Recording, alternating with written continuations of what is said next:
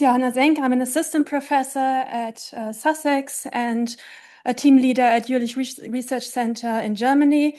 Thank you very much for this introduction and the opportunity to present how a brain model has become a de facto standard benchmark for neuromorphic computing. I will guide you step by step through this figure.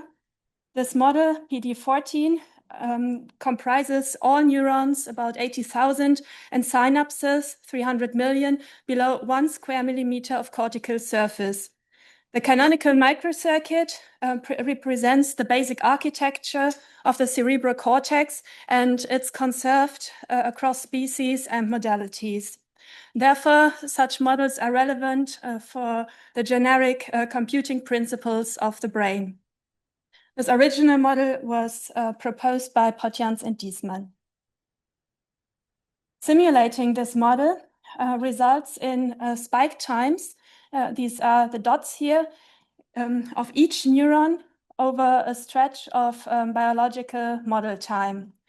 To confirm the accuracy of the simulation, the statistics of the simulated activity are compared to reference data, as illustrated here by a sketch of matching distributions. Most benchmarks actually use accuracy as a metric to solve a particular task. Here, however, the accuracy is just the starting point. Our result comes from the performance data of measuring the power consumption and the wall clock time while the simulation is running. Our benchmark result is then the time and energy to solution computed as the real-time factor, wall clock time over model time, versus the energy per synaptic event. A synaptic event is here just a spike. This one model has been simulated not just by one, but by many different technology and different studies using CPUs, GPUs, FPGA, or custom hardware. The result looks like this. Here I show this real-time factor over the last years and over the energy per synaptic event. In only a few years, from 2018 to 2023, the simulations became by 2 orders of magnitude faster and also by 2 orders of magnitude more energy efficient.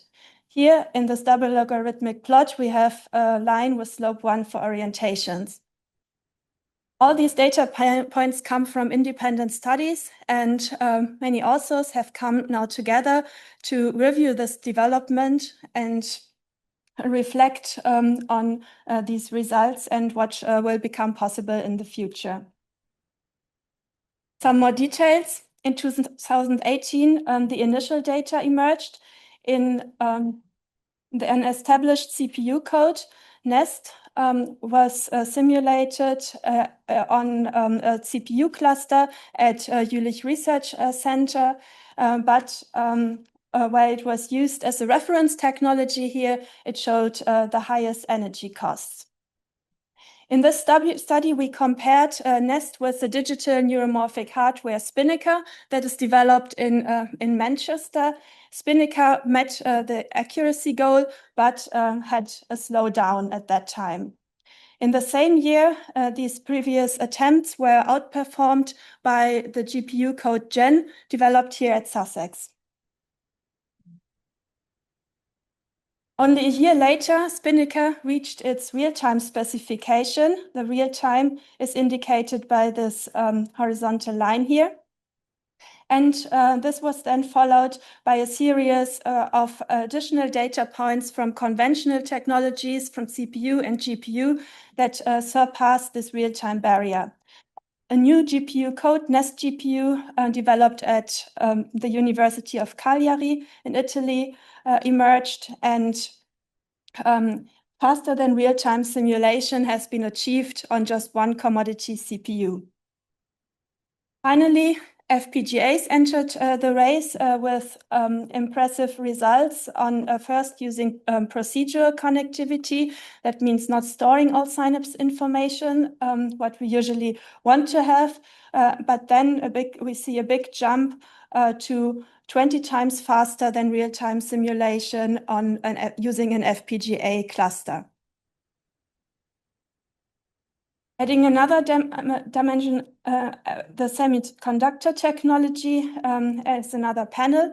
We have here the process node as the horizontal axis, and this shows a separation of the conventional CPU and GPU technologies here with a slope 2 for orientation from the dedicated hardware, Spinnaker, and the FPGA systems. While these dedicated systems are all below this curve, we have a hope that 100 times faster than real time might be possible with today's technologies and custom software hardware designs.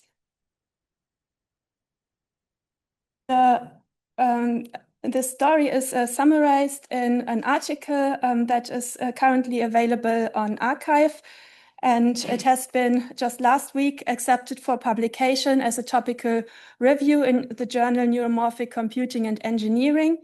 In addition, as a living model reference, we have a GitHub repository that contains detailed information about this model and also welcomes new data points if this study will be picked up by others in the future. To conclude, structuring this rather unstructured community effort has shown that this model, meant to help understand the brain, became a de facto standard benchmark, indicating that large and complementary potential of different simulation technologies to act as a research tool for neuroscience. Neuroscience further demands faster and longer simulations, larger and more complex networks, and simulation technology to adjust. As a small outlook, a downscaled version of this PD14 model has already been simulated on the analog neuromorphic hardware brain scales with impressive results, but this is still 5 to 6 orders of magnitude away from biology in terms of the energy consumption. Yeah, so with this, I would like to thank my co-authors and you for listening, and I'm happy to receive questions.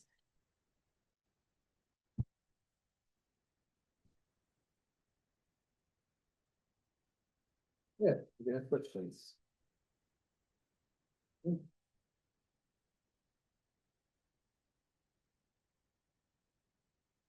Really interesting, thank you. I was curious if you or anyone else has looked into extending this beyond the connectionist paradigm to other possible interneural effects. Yeah, so this model actually is built on the connectivity structure from experimental data, so uses very simple neuron models, but a complicated connectivity structure. Yeah, so this actually goes, your question goes in the direction of making models more complex.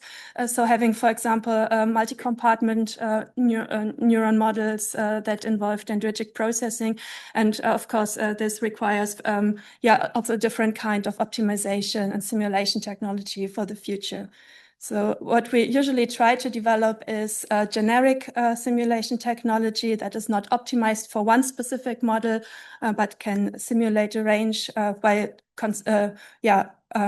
optimizing step by step on the different demands that neuroscience has.